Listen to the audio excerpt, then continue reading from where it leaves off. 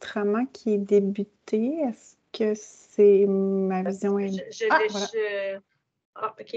Voilà, enregistrement démarré. Donc, rapidement, comme je le dis, je vais vous parler aujourd'hui de rééducation des fonctions exécutives et de leur contribution potentielle à l'amélioration du fonctionnement cognitif et quotidien de jeunes, c'est-à-dire tant d'enfants d'âge scolaire que d'adolescents. Pardon, j'aurai deux illustrations à vous présenter. Et c'est pourquoi j'ai choisi de vous parler de la rééducation des fonctions exécutives.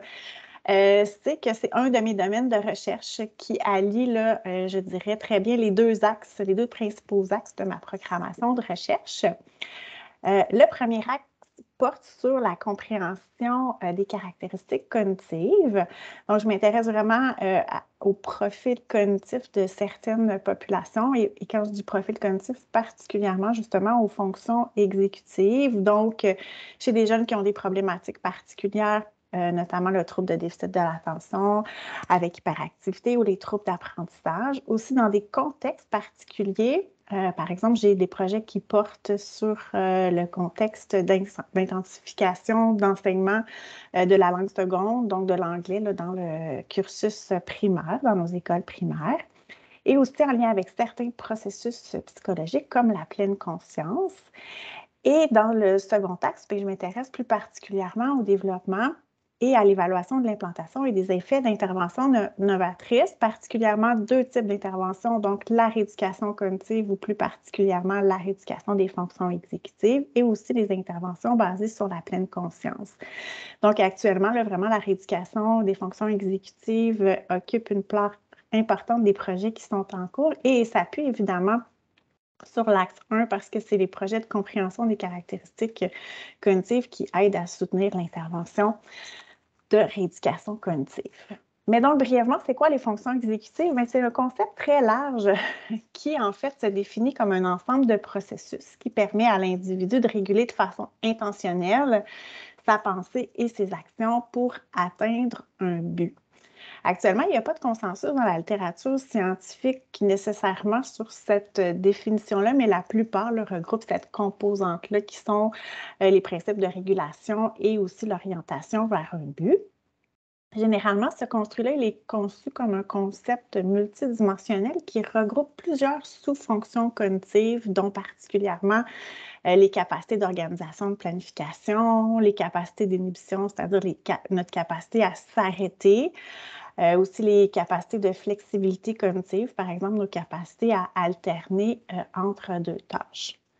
Les fonctions exécutives ont un rôle central, particulièrement dans le développement des jeunes, parce que comme ces fonctions sont associées particulièrement là, au niveau du cerveau, au lobe frontal, elles sont vraiment dans une très grande période de développement tout au long de l'enfance jusqu'à la fin de l'adolescence.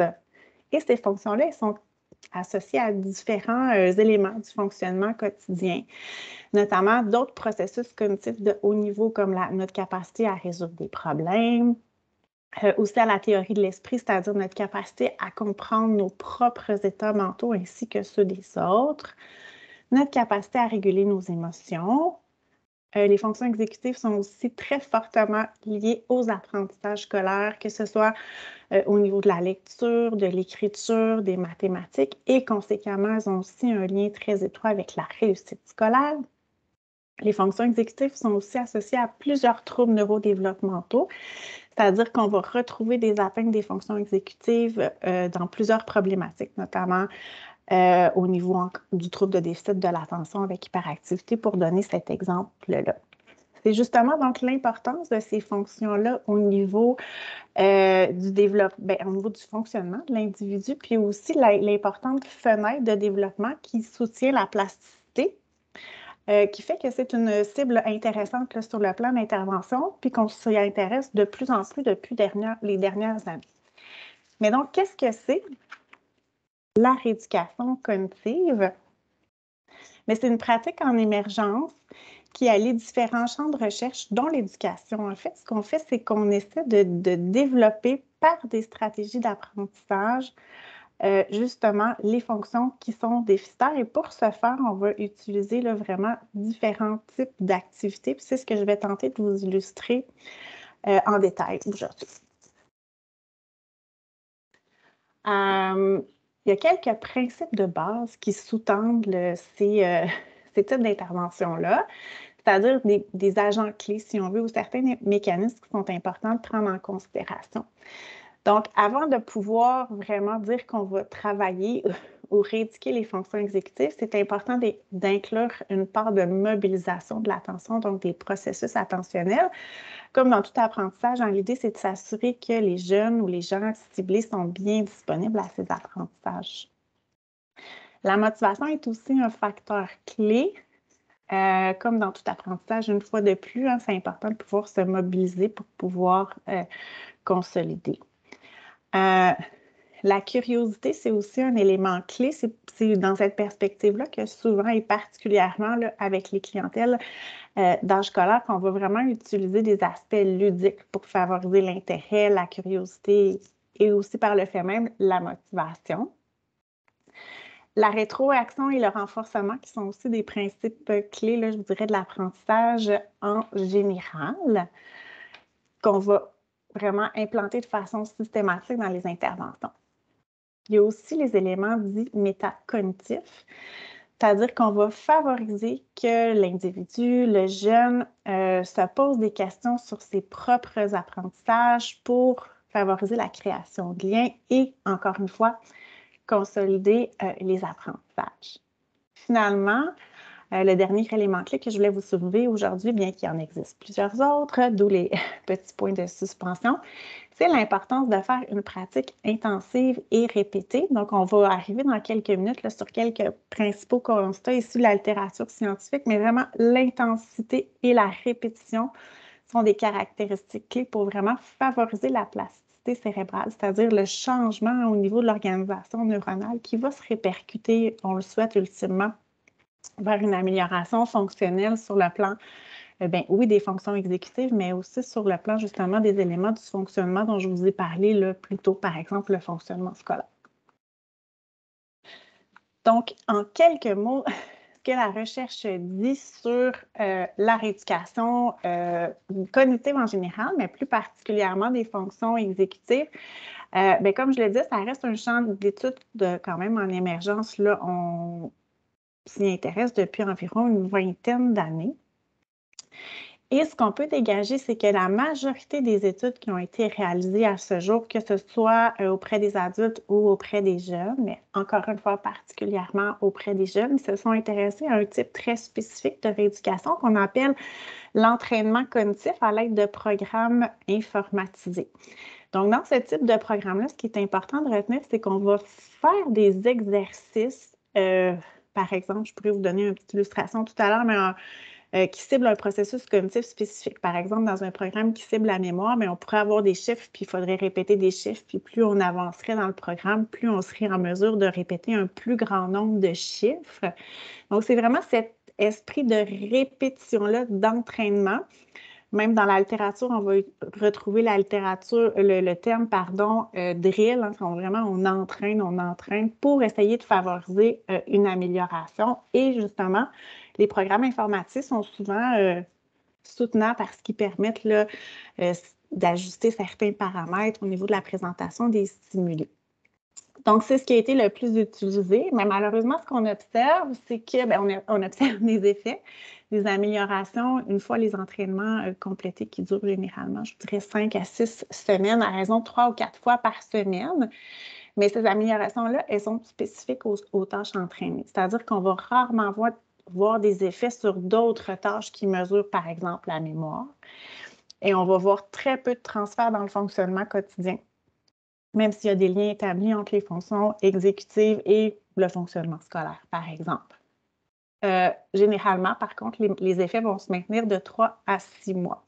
Donc, c'est des grands constats, mais il reste que dans la littérature, il y a une très grande hétérogénéité des résultats et que face à ces constats-là, ce qu'on est en train de voir, c'est une émergence vers des types d'interventions de nature rééducative qui sont beaucoup plus inclusives et qui vont inclure donc davantage de composantes, dont des composantes spécifiques dites métacognitives. C'est-à-dire où vraiment, là, on va faire un effort plus systématique, pas juste entraîner, répéter, mais de favoriser l'apprentissage chez les jeunes en se posant des questions par le biais de la métacognition, mais aussi en incluant des principes clés dont je vous ai parlé tout à l'heure.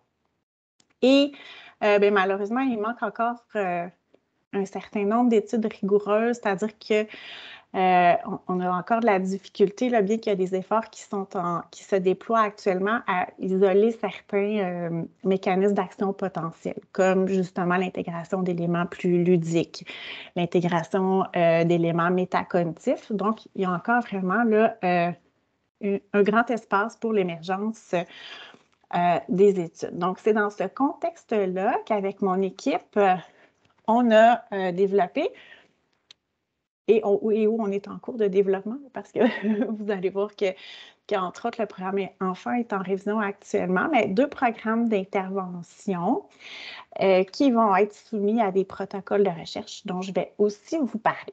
Alors, le premier programme, il s'appelle le programme REMED. On l'a appelé REMED pour remédiation cognitive, entre autres, qui est une autre terminologie aussi associée à la rééducation. Et vous voyez à l'écran un petit personnage. En fait, c'est notre personnage Remède parce que l'utilisation des métaphores et des analogies est un facteur clé dans ce programme-ci. Alors, je vous le présente brièvement. On aura la chance d'échanger plus amplement, si vous le souhaitez, à la période de questions. Donc, la constitution du programme Remède, c'est 8 séances, en fait, dans sa constitution originale, parce que, comme je l'ai déjà annoncé, il y a quelques révisions qui sont en cours actuellement, mais donc 8 séances hebdomadaires de 2 heures chacune, dans un format de groupe, c'est-à-dire qu'on voit entre 5 et 6 jeunes à la fois. Il y a une place très importante qui est accordée aux parents, et ça aussi, c'est un facteur important. Au sens où c'est peu étudié dans la littérature actuellement, donc il n'y a pas de constat clair. Souvent, les parents sont peu impliqués, mais si on étend les recherches dans la littérature plus large, au niveau des interventions qui ciblent les enfants, l'implication et la contribution des parents, c'est souvent un facteur clé et c'est une piste de réflexion aussi qui est sur la table actuellement en rééducation des fonctions exécutives. Donc, dans ce programme-ci, les parents se présentent aux séances avec les enfants, mais ils font partie d'un groupe parent, donc il y a un groupe parallèle pour les parents, en même temps que les enfants sont regroupés, eux, ensemble dans une autre salle. Comme je le disais d'entrée de jeu, et vous avez vu notre petit personnage, donc des éléments très spécifiques de ce programme-ci comparativement à d'autres programmes dans la littérature actuellement, c'est l'utilisation de la métaphore et des analogies. Je vais vous en parler plus en détail dans quelques instants. Mais donc, l'idée, c'est vraiment que les jeunes puissent, dans la mesure du possible, s'identifier à Remède. Et Remède va vivre différentes aventures d'une séance à l'autre qui permettent d'illustrer d'une certaine façon les concepts clés qui sont vus d'une séance à l'autre. Il y a aussi l'inclusion d'un système de renforcement. On l'a vu que ça pouvait faire partie des facteurs clés, mais aussi dans un contexte d'intervention de groupe avec des enfants. Le système de renforcement, c'est souvent ce qui aide justement au bon fonctionnement du groupe. Donc, il y a des règles établies dans le groupe et les enfants bénéficient de petites récompenses et de privilèges lorsque les règles sont bien respectées. Je vais y revenir aussi plus en détail dans quelques minutes, mais il y a des outils spécifiques qui sont fournis aux jeunes pour favoriser le plus possible la généralisation des acquis à la maison et dans le fonctionnement quotidien, une fois que les séances hebdomadaires sont terminées. Et dans cette même perspective-là, il y a des exercices à faire à la maison qui sont réalisés en collaboration avec les parents.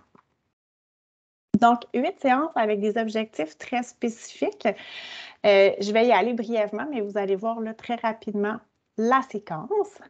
Donc, la première séance, c'est vraiment une séance de prise de contact entre les intervenants, les jeunes, les parents. On va présenter brièvement le programme. On va introduire qu'est-ce que c'est les fonctions exécutives, aussi le lien avec l'anxiété, le stress, parce que c'est souvent un facteur clé. Et le lien avec l'évaluation neuropsychologique pour les parents, parce que les jeunes, avant de bénéficier de l'intervention, ont tous été soumis à une évaluation neuropsychologique pour bien connaître leurs particularités, leurs forces, leurs faiblesses et pouvoir insister davantage sur les éléments qu'ils ont plus à travailler au cours du programme.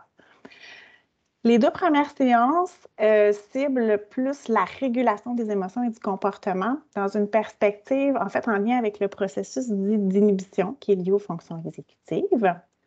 Dans la 4e séance, on va parler de la fonction davantage d'activation, c'est-à-dire la capacité à se mettre en action donc pour faire une tâche. À la séance 5, on va parler davantage de mémoire de travail. La mémoire de travail, c'est notre capacité à retenir l'information, mais aussi être capable de la bouger dans notre tête, faire des liens. Les séances 6-7 touchent la flexibilité mentale. Donc, comme je disais tout à l'heure, la capacité, par exemple, à alterner entre 2 tâches, mais aussi la capacité à voir, en fait, si je veux donner une petite image, à voir les choses autrement. À être capable, par exemple, aussi de générer plusieurs solutions dans une situation problème. Donc, c'est tous des contextes où la flexibilité est requise, puis elle va être travaillée de cette façon-là dans le programme. Et finalement, la dernière séance, c'est vraiment une intégration. On revient sur les principaux apprentissages faits dans le cadre du groupe, puis on essaie de voir comment ça peut se transposer également dans le quotidien une fois l'intervention complétée. La structure des séances, ça revient là, de façon systématique d'une séance à l'autre. Ça favorise le cadre pour les jeunes. Donc, toujours une petite période d'accueil parce que souvent, en fait, les séances, elles ont lieu à la fin de la journée, après l'école. Donc, les jeunes ont besoin d'un petit moment pour se déposer. Souvent, il y a la collation. Évidemment, tout ça, ce n'est pas dans un contexte de pandémie au moment où on a offert le programme. Et on revient sur ce qui s'est passé lors de la rencontre précédente ou dans la dernière semaine pour les jeunes. On va aussi revenir sur les exercices qui ont été réalisés à la maison. Essentiellement, ce qu'on demande de réaliser à la maison, c'est, vous allez voir, là, de s'observer et d'utiliser des commandes vocales lorsqu'on est dans des situations de difficulté. Les commandes vocales, c'est des auto-instructions qu'on enseigne aux jeunes lorsqu'ils sont confrontés à une difficulté qui est associée à une limite qu'ils ont sur le plan des fonctions exécutives, mais je vous illustre tout ça dans quelques minutes. On va parler de ce qu'on appelle des bugs dans l'analogie. Donc, c'est vraiment, là, les bugs, c'est vraiment qu'est-ce qui ne fonctionne pas bien. Qu'est-ce qui arrive quand notre fonction exécutive de mémoire de travail ou notre fonction exécutive d'inhibition ne fonctionne pas bien? Qu'est-ce que ça fait vivre au quotidien et particulièrement pour chaque jeune? Qu'est-ce que ça me fait vivre? Qu'est-ce que ça me fait faire? Les commandes vocales plus spécifiquement. Et dans cette version initiale-là du programme, on avait un petit volet labo informatique, donc où les jeunes allaient faire des exercices d'entraînement, de drill, comme je vous disais tout à l'heure. Et en fait, ce que c'était aussi cette occasion, c'était pour eux une occasion de mettre en application ce qu'ils avaient vu précédemment, c'est-à-dire d'identifier leurs bugs, comme c'est une tâche qui est difficile pour eux parce qu'ils ont des limites sur le plan des fonctions exécutives, mais souvent, ça les place en situation où ils peuvent être confrontés à une difficulté et où ils ont l'opportunité d'utiliser les commandes vocales qui leur ont été enseignées, justement là, pour essayer de favoriser l'intégration et les apprentissages. Donc, tout ça, c'est avec les jeunes, mais pendant ce temps-là, les parents voient dans un volet un petit peu plus parent, donc avec d'autres mots, avec d'autres activités, exactement les mêmes choses.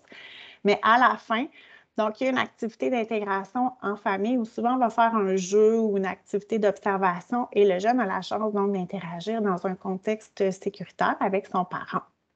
Et on va compléter la séance en expliquant les exercices qu'il y a à faire à la maison. Donc, pour soutenir justement cette analogie-là, on avait tout un système d'affiches. Donc, vous revoyez encore une fois là, Remède, où on fait le lien, en fait, entre le cerveau et l'ordinateur, au sens où il y a plusieurs choses qui fonctionnent de la même façon. Souvent, quand notre cerveau est surchargé, c'est la même chose. Quand l'ordinateur est surchargé, par exemple, ça fonctionne mal. Et il y a différents logiciels qui sont associés. Ici, les principales fonctions exécutives qui sont ciblées par le programme, donc la régulation des émotions, la flexibilité cognitive, la mémoire de travail et l'activation.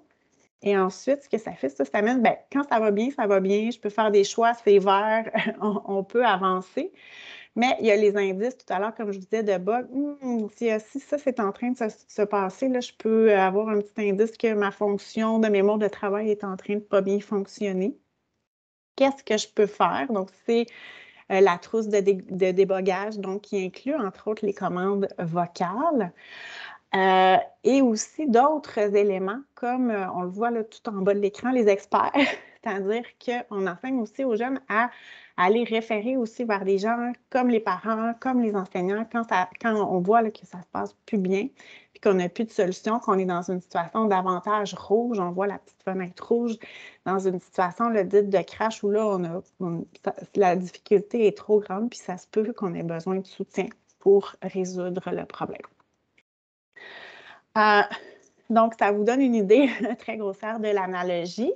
Et à ça s'ajoutent justement des petites aventures là, qui avancent de semaine en semaine, mais qui, par le biais de remèdes, là, essaient de mettre le jeune en contexte dans des situations de la vie quotidienne où des problèmes peuvent survenir. Alors, très brièvement, pour vous donner une petite illustration, je vous lis une des histoires de la séance 3 qui cible plus la régulation des émotions. Donc, le lendemain matin, Remède se lève comme à l'habitude et réalise avec succès sa routine du matin, c'est-à-dire s'habiller, déjeuner, se brosser les dents, ce qui lui donne le droit de jouer à son jeu d'ordinateur Alerte au piratage. Il va bientôt sauver la planète d'un autre virus informatique encore plus dangereux que le dernier. Il est tellement concentré qu'il n'entend pas sa mère lui rappeler que l'autobus va bientôt arriver et qu'il risque d'être en retard. Lorsqu'il se lève la tête, il voit qu'il ne lui reste que 2 minutes. Stressé, il se rend compte qu'il était sur le point d'oublier le matériel nécessaire à sa présentation orale, lui qui avait travaillé si fort la veille. Il cherche, mais ne trouve pas son matériel. Il sent son cœur battre à toute allure et se met à avoir très chaud. Il se dit, c'est sûr que je ne vais pas le retrouver. Je me mets toujours dans ce genre de situation-là. Il était sur le point de vider son sac à l'envers, de crier des insultes à sa sœur, mais s'arrête subitement et voit apparaître une alerte de bug. Donc ici, vraiment, on est dans l'illustration au niveau de la régulation des émotions. Il y a le stress qui monte parce qu'on est en retard, puis il y a des choses qui se passent, on ne trouve plus son matériel. Mais on travaille l'observation à ce niveau-là, puis oups, donc Remède est capable de s'arrêter. Donc, l'histoire se poursuit de séance en séance, mais ça vous donne une idée justement de l'analogie qui peut être utilisée. Dans la suite des éléments qui sont inclus dans le programme, quand j'ai des outils spécifiques, donc c'est les commandes vocales, donc les auto-instructions qu'on enseigne aux jeunes, mais pour les soutenir et pour les aider à se rappeler de tout ça dans leur quotidien, donc on a développé la petite roulette d'indices de bug là, qui regroupe donc chacune des 3 fonctions exécutives que le jeune peut tourner en fonction de s'il y a une difficulté de régulation des émotions, d'activation, de mémoire de travail, et où il va retrouver ces commandes vocales qui sont associées, qui lui ont été enseignées. Donc, c'est un petit outil pas très gros là, qui est facile à transporter à l'école dans le sac à dos. Souvent, on a les pochettes facteurs. Donc, un outil là, qui peut être transposable dans différents milieux. Donc, ça permet encore une fois d'établir le lien entre le programme et le fonctionnement au quotidien. Des exemples de commandes vocales. Donc, c'est vraiment des petites phrases.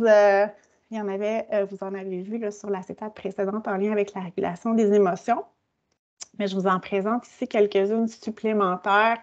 Ici, davantage en lien avec la mémoire de travail pour voir comment ça peut s'intégrer. Donc, des phrases à se répéter ou des questions. L'idée, c'est vraiment de soutenir justement l'utilisation des processus métacognitifs pour favoriser l'intégration, l'apprentissage. Donc, par exemple, est-ce que j'ai bien entendu la consigne ou la demande? Ça, c'est quelque chose qu'on peut faire avant de faire notre tâche, parce que si je n'étais pas mobilisée, si je n'avais pas mobilisé ma mémoire de travail, bien, c'est possible que je ne sache pas quoi faire. Quand je suis dans la tâche, qu'est-ce que je peux faire pour bien utiliser ma mémoire de travail? Bien, par exemple, je peux me répéter dans ma tête les informations comme un perroquet. D'où l'image du perroquet. On va essayer d'utiliser justement des images pour favoriser l'intégration. Est-ce que j'ai déjà entendu quelque chose de semblable? Du côté visuel, je peux prendre des photos dans ma tête, je peux faire des films dans ma tête, je peux écrire. Donc, l'idée, c'est vraiment de leur donner plusieurs questionnements ou plusieurs idées de stratégie. Et à force de les répéter, souvent, le jeune va pouvoir identifier ce qui lui convient davantage. Donc, très brièvement aussi, je vous parlais tout à l'heure du labo informatisé. Donc, on avait un programme qui ressemblait à ceci visuellement, qui ciblait donc de différentes façons, entre autres la mémoire, parce que vous voyez, il y a des chiffres, des lettres, différentes capacités. Donc, c'est des exercices cognitifs de répétition ou d'inhibition que le jeune pouvait travailler dans un labo informatique. Et justement, avec le soutien des intervenants, bien, on les aidait à appliquer les commandes vocales pour essayer de favoriser le transfert. On a mené avec, à la suite de l'implantation de cette première version du programme, une petite étude pilote qui regroupait 9 jeunes, finalement, qui ont complété le programme, donc qui était réparti en 2 groupes. C'était un devis pré-expérimental, donc seulement les jeunes qui ont participé au programme, qui ont été évalués avant l'intervention et à la suite de l'intervention, avec principalement des mesures des fonctions exécutives dans 2 formats. Donc, dans un premier format qui est un questionnaire hétéro-rapporté complété par les parents et par l'enseignant, et aussi par des tâches neurocognitives, donc faites par l'enfant, des tâches neuropsychologiques typiques là, qui vont tenter au mieux de cibler les processus. Donc, dans cette première petite étude de pilote-là, ce qu'on a observé, c'est que selon les parents, il y avait des améliorations significatives sur le plan de la flexibilité et de la mémoire de travail. Donc, 2 des 8 fonctions exécutives qui sont ciblées par le programme. Et ce qui est intéressant, c'est que quand même, ces améliorations-là, elles trouvaient leur pendant au niveau des mesures neurocognitives qui étaient faites avec les jeunes, donc au niveau de la mémoire de travail, particulièrement dans une tâche d'enfant spatial inverse qui a été réalisée avec les jeunes, et aussi des améliorations sur le plan de la flexibilité cognitive objectivée à l'aide de 2 tâches. Les jeunes ont aussi démontré des améliorations statistiquement significatives dans une des tâches qui mesurait davantage l'inhibition. Donc, sur cette base-là, on a trouvé les résultats encourageants parce qu'on pouvait voir quand même certaines améliorations, ce qui nous amène à poursuivre en fait le développement de l'intervention aussi en s'appuyant, outre sur ces résultats-là, mais sur les forces de l'intervention qu'on a pu identifier. Entre autres, une des forces, comme je vous le disais, c'est l'accent, je pense, là, plus particulier sur la métacognition, là, vraiment, où il y a un effort explicite de transmettre aux jeunes la pertinence de réfléchir, de se poser des questions, de se parler intérieurement. Il y a aussi d'autres facteurs qui restent peu documentés dans la littérature en lien avec la rééducation cognitive comme telle, mais c'est un facteur, en fait, c'est tout un domaine de recherche en soi, c'est le facteur groupe. Hein, les processus de changement qui sont reliés au groupe, c'est-à-dire la chance de se retrouver avec des jeunes du même âge qui vivent la même problématique hein, par le principe d'universalité. C'est comme si la situation peut un petit peu se normaliser. Il y a aussi le partage, les échanges, le soutien qui est offert par le biais justement d'échanges de stratégies entre les jeunes eux-mêmes et entre les parents. Donc ça, c'est des éléments intéressants qui sont soulevés et le rôle actif des parents aussi, comme je le nommais tout à l'heure. En regard des limites sur lesquelles on s'est posé aussi, en regard de notre expérience, mais aussi de la littérature scientifique, le fait que souvent ce soit des fonctions très spécifiques qui soient ciblées. J'y reviendrai tout à l'heure, mais ce qu'on voit dans la littérature, c'est que, entre autres, le fait de faire une seule séance sur une fonction spécifique sans qu'il y ait des liens établis avec les autres fonctions et une seule séance, c'est souvent pas suffisant pour favoriser vraiment la rééducation. Il y avait aussi des limites en lien avec les exercices rééducatifs comme tels qui, comme je vous les ai présentés, étaient essentiellement l'utilisation du logiciel informatique. Comme je vous l'ai dit d'entrée de jeu, souvent ce type d'exercice-là, même si on essayait d'intégrer les réflexions métacognitives, elles sont souvent trop restrictives pour qu'on voit des effets sur le plan de la généralisation. Il reste que aussi le fait qu'on soit en groupe, ça peut avoir des avantages, mais ça peut aussi avoir certaines limites au sens où c'est plus difficile de s'attarder aux difficultés spécifiques de chacun des individus, par exemple.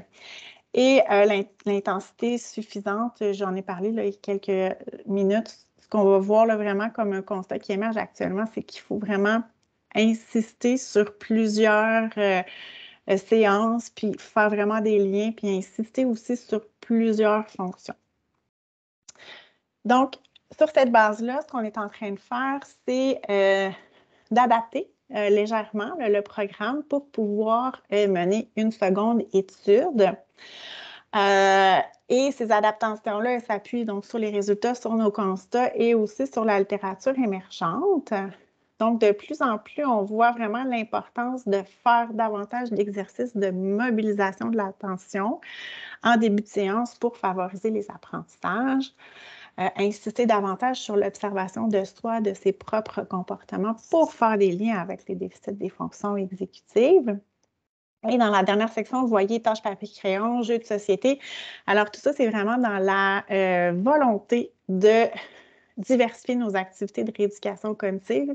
Ce que j'entends en fait par activité de rééducation cognitive, c'est vraiment les activités qui nous permettent d'aller cibler directement les difficultés et donc de les travailler. Et il y a de plus en plus là, de jeux de société qui nous permettent d'établir des liens à ce niveau-là, des tâches papier-crayon, évidemment des tâches informatisées, mais vraiment un souhait de diversifier le tout.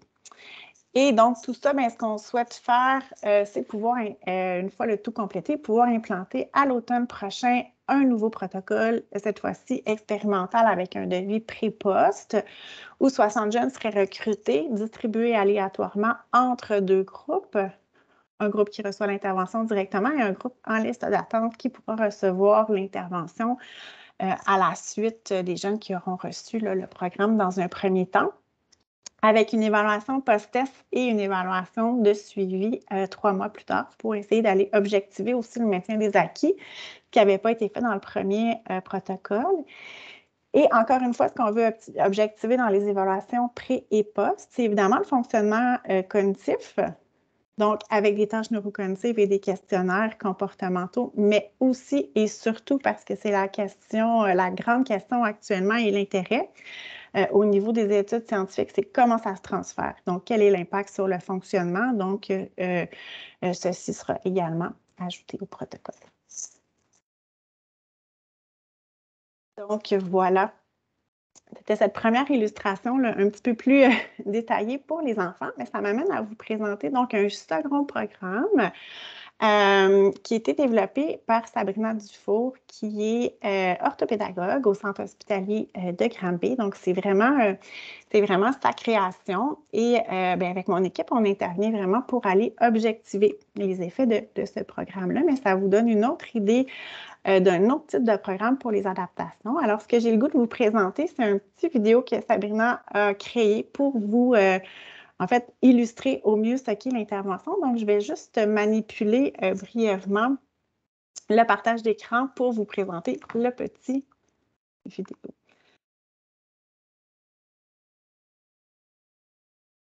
N'hésitez pas s'il y a un problème technique.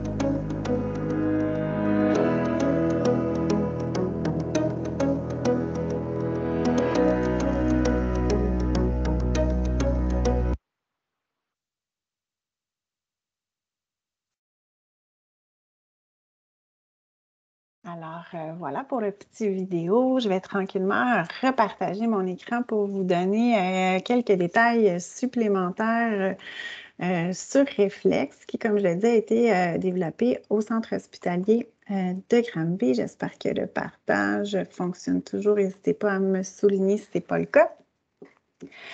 Donc, c'est vraiment un Est-ce que Non, ça va très bien. Oui, parfait, j'avais entendu un petit bruit, merci. Donc, ce qui est intéressant de ce programme-là, c'est que c'est vraiment un programme qui a été développé là, pour les besoins cliniques qui étaient observés dans le milieu, donc en pédopsychiatrie en deuxième ligne, chez une clientèle de jeunes 12-17 ans qui souvent, malgré la pharmacothérapie, malgré les suivis individuels, on observait des déficits résiduels qui étaient souvent attribuables là, à des problèmes de fonction exécutive objectivés, donc des problèmes d'organisation qui souvent menaient à des difficultés de mobilisation à l'école secondaire et donc à des difficultés d'apprentissage. Donc, c'est vraiment dans cette perspective-là que ça a été développé. Et je trouvais intéressant de vous présenter la petite vidéo parce que ça illustre vraiment un souci très important dans ce programme-là, c'est d'utiliser la technologie au soutien du développement des fonctions exécutives. Donc, il n'y a pas de papier dans ce programme-là. Tout se fait avec un soutien informatisé. Donc, au début des programmes, justement, les jeunes reçoivent, en fait, ils ne reçoivent pas, ils se font prêter une tablette et une montre intelligente également, qui peuvent utiliser pour justement utiliser les différents outils qui leur sont proposés dans le cadre du programme pour les soutenir au niveau de leurs fonctions exécutives. Toutes les communications, tous les échanges se passent aussi par le biais de la technologie. Donc, c'est vraiment une caractéristique très, très importante. Comme vous avez pu le voir dans la vidéo, 12 séances hebdomadaires d'1 heure, donc des plus courtes périodes, mais sur 12 semaines, toujours dans un format de groupe, cette fois-ci un groupe un petit peu plus restreint, 3 ou 4 jeunes maximum, vraiment parce qu'il y a un souci d'adapter aussi puis de répondre aux besoins individuels de chaque jeune. Il y a un volet de formation aussi des adultes entourant les jeunes dans le milieu de vie, c'est-à-dire qu'à 3 moments dans le programme, il y a des formations qui sont offertes au début, au milieu, à la fin. Des formations, en fait, surtout de nature éducative pour bien informer les parents et les intervenants scolaires qui le souhaitent, parce que les intervenants scolaires associés aux jeunes qui participent au programme sont aussi impliqués, mais vraiment mieux comprendre quel est l'impact justement de ces difficultés-là et comprendre aussi de quelle façon peuvent être utilisés les outils en soutien au développement. En lien avec les fonctions exécutives, il y a souvent des enjeux sur le plan sensoriel. Donc, il y a aussi tout un profil sensoriel qui est dressé dès le départ. Puis, il y a des recommandations en ce sens-là qui sont offertes aux jeunes. C'est aussi en ce sens-là que le programme est offert dans une salle complètement adaptée où il y a plusieurs outils sensoriels qui sont également déployés. Bon, je vous ai parlé en long et en large de l'importance des outils technologiques dans ce programme-là et c'est vraiment une caractéristique clé. Et il y a aussi un petit volet d'intégration de principes, là, je dis bien de principes, et pas de pleine, c'est pas une intervention basée sur la pleine conscience, mais il y a certains principes liés, entre autres, à la mobilisation de l'attention et aux capacités d'observation qui sont déployés de séance en séance pour favoriser l'utilisation des stratégies dans un second temps. Très brièvement, le temps file, mais vraiment aussi ce programme-là, il s'appuie sur une forte réflexion théorique où il y a plusieurs ancrages, entre autres au niveau de la théorie du transfert-généralisation de Barthes et aussi, là, très brièvement, vous voyez ici les stratégies d'intégration de l'identité-logement qui sont aussi déployées. Donc, sans aller dans les détails aujourd'hui, ce que je voulais surtout vous soulever, c'est les forts appuis théoriques de ce programme-là. 12 séances qui ciblent encore une fois, là, vous pourrez voir les similitudes avec Remède, mais les principales fonctions exécutives. Donc, encore une fois, on commence par une première séance où on met la table, on se présente, on s'approprie les objectifs du programme. Première séance, mémoire de travail, ainsi que la deuxième. Ensuite, activation, organisation, planification, et ainsi de suite. Là, vous voyez, il y a des alternances, puis il y a souvent plusieurs fonctions qui sont liées d'une séance à l'autre et donc liées entre elles. Et vous voyez aussi là, certains outils qui sont priorisé comme l'outil PIM, qui est un outil, une application finalement qui est qui est enseignée ou utilisée dans le programme. Donc vraiment, on passe à travers plusieurs des fonctions exécutives au cours des séances. Et également dans ce programme-là, il y a une forte composante métacognitive parce que chacune des fonctions ou des principaux concepts clés sont amenés d'entrée de jeu par une situation problème, une énigme qui peut varier d'une séance à l'autre et d'un groupe à l'autre parce que les intervenants font attention de choisir des situations problèmes. Une situation problème, ça peut être une énigme, une petite capsule YouTube, mais on fait vraiment attention de choisir des éléments, en fait, des situations qui sont très près des intérêts des jeunes. Donc, si on a un groupe où il y a des gens qui aiment plus le skate, on va faire cet effort-là, puis souvent, ce thème-là va être repris. Donc, il y a une adaptation, si on veut, aussi d'une séance à l'autre. À l'heure actuelle, comme vous avez pu le voir aussi dans la vidéo, il y a tout près d'une 50aine de jeunes qui ont pu bénéficier de ce programme-là dans un contexte de service clinique. Il y a eu un effort de l'équipe clinique de tenter d'objectiver certains effets, entre autres avec une échelle de mesure des fonctions exécutives, quand même, qui était utilisée dans REMED. Et ce qui a pu être observé, c'est des améliorations sur le plan de l'autorégulation, de l'initiative qui s'apparente en fait à l'activation, et aussi de l'organisation, planification. Au niveau de la satisfaction, le projet est vraiment fortement apprécié des jeunes, puis également des parents qui apprécient vraiment l'effort de communication parce qu'il y a beaucoup d'informations qui leur est transmise et ça les soutient vraiment dans la façon dont ils peuvent accompagner leurs jeunes au quotidien, dans la vie de tous les jours, en lien avec leurs défis particuliers. Donc, ce projet-là, ce programme-là, plutôt, va aussi être soumis à un protocole expérimental préposte qu'on va débuter cet été. Donc, tout est en train de se placer. Et vous allez voir que c'est un défi qui est assez similaire à celui qui est proposé pour REMED, mais cette fois-ci, il va y avoir donc 64 jeunes qui vont être inclus pour nous permettre d'atteindre la puissance statistique qui est souhaitée pour les effets qui sont ciblés. Donc, il va y avoir 8 groupes en tout qui vont recevoir réflexe dans un premier temps et 8 autres groupes en liste d'attente.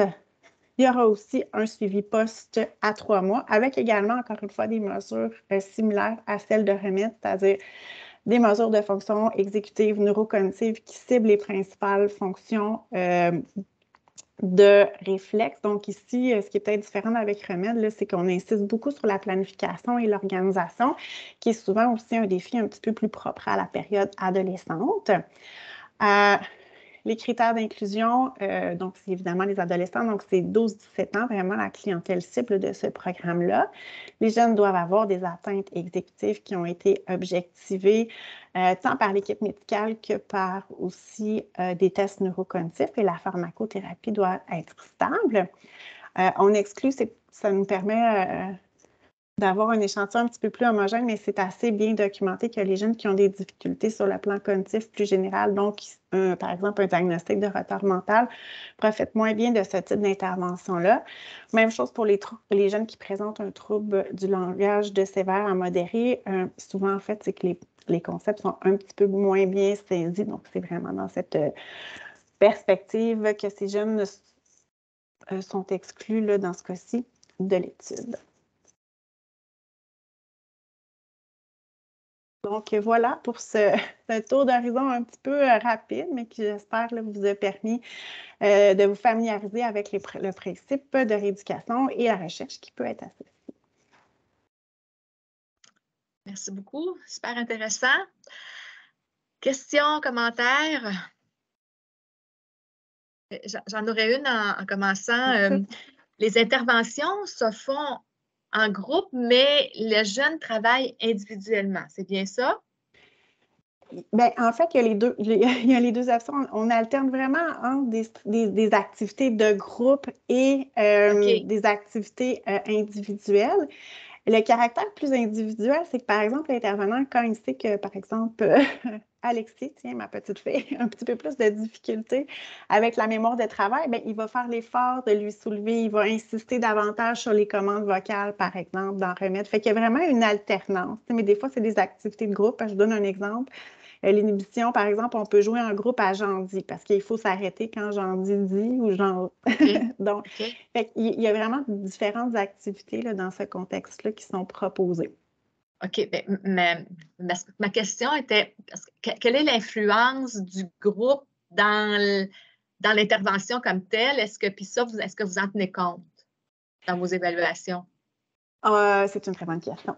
C'est difficile à isoler. Puis, en fait, on part un peu du principe, comme je l'ai abordé très brièvement, que les processus de groupe sont mis à profit dans l'intervention.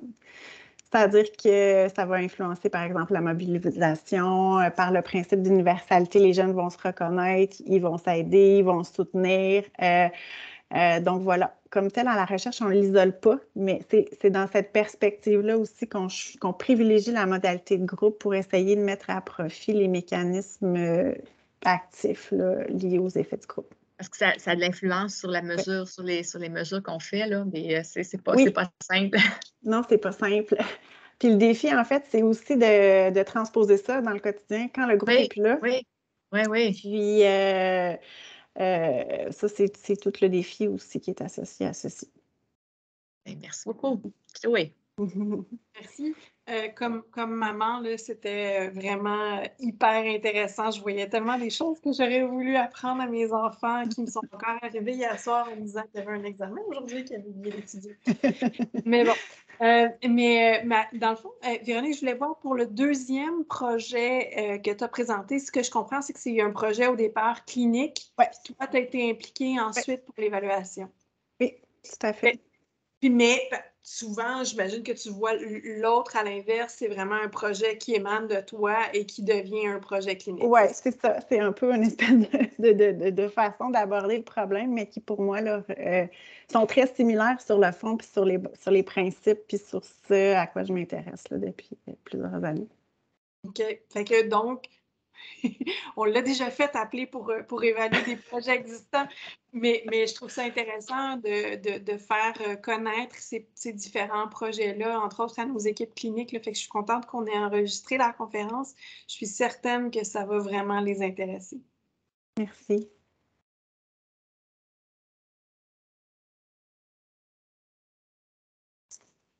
Oui, Benjamin.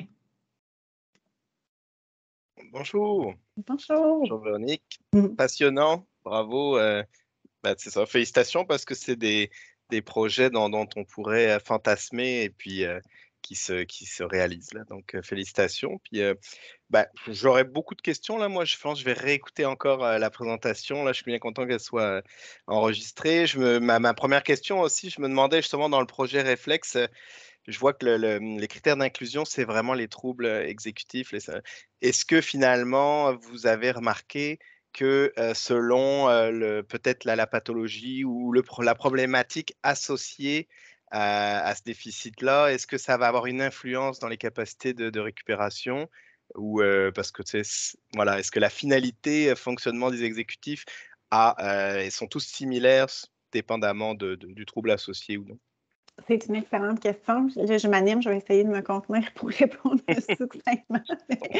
Mais dans le projet comme tel, là, comme on n'a pas commencé la collecte de données, puis évidemment, on ne base pas nos critères sur le diagnostic, on va quand même le considérer là, dans une perspective descriptive, mais je n'ai pas de données là, concrètes par contre à ce moment-ci. Par ailleurs, ce que la littérature dit, c'est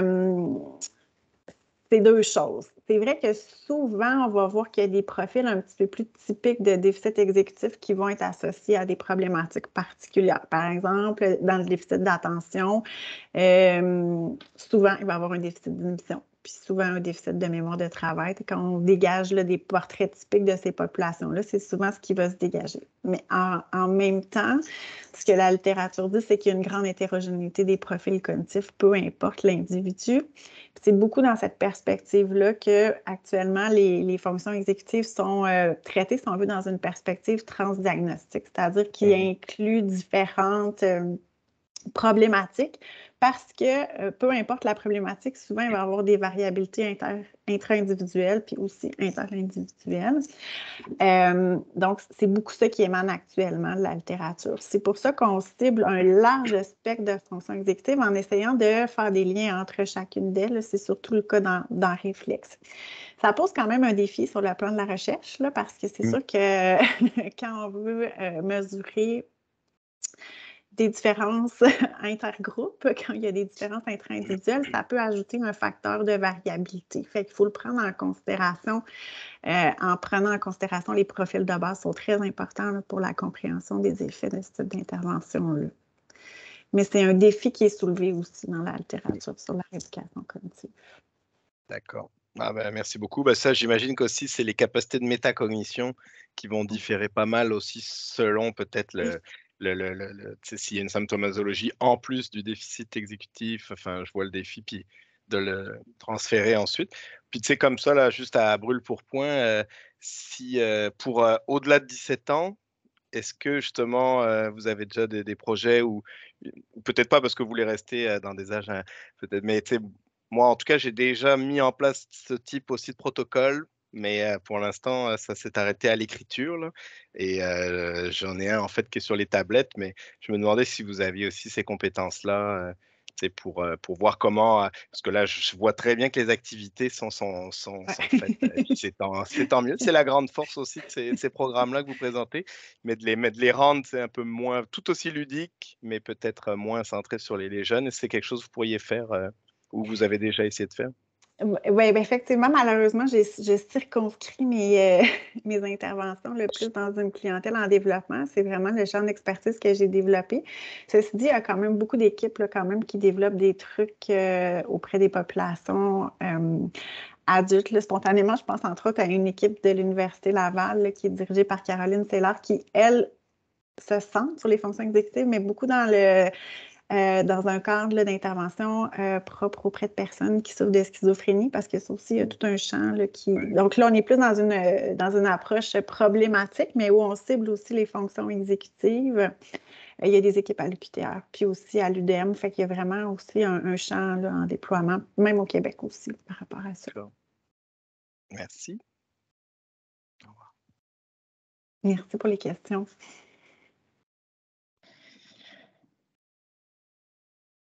Ça ne doit pas être facile. Ben, je vais oser une question. Ça ne doit pas être évident de recruter ces jeunes-là. Comment vous réussissez à les recruter? Ceux qui sont à l'hôpital, je comprends, là, mais... Oui, bien effectivement, là, souvent le milieu, ces projets-là, je l'ai moins abordé, là, mes remèdes aussi étaient déployés dans un premier temps en contexte hospitalier. Donc, souvent, par ce bassin-là, puis parce que ces jeunes-là sont souvent en deux types de services, hein, ils ne répondent pas bien, pas tant à la pharmaco, parce que des fois, ça améliore, mais pas de façon toujours optimale au niveau du fonctionnement exécutif. Fait que souvent, c'est plus facile de recruter, mais... il faut être créatif, il faut faire valoir les aspects positifs. Puis c'est vrai que en fait, j'allais dire, c'est toujours difficile, je pense, faire du recrutement, mais jusqu'à maintenant, je cherche du bois, là, mais on a aussi mené des projets en milieu scolaire de cet ordre-là, puis on a toujours réussi quand même à avoir un nombre de participants assez intéressant. Fait que je suis dans ma lune de miel, là, je suis encore optimiste, mais il y a toujours des défis. Je pense qu'une des clés, c'est beaucoup le lien avec le parent, puis de faire bien comprendre les opportunités, les limites aussi, mais les avantages potentiels. Puis ce lien-là avec le parent est important pour l'intégration, puis pour faire en sorte qu'il y ait un petit quelque chose après, parce que c'est ça le gros défi.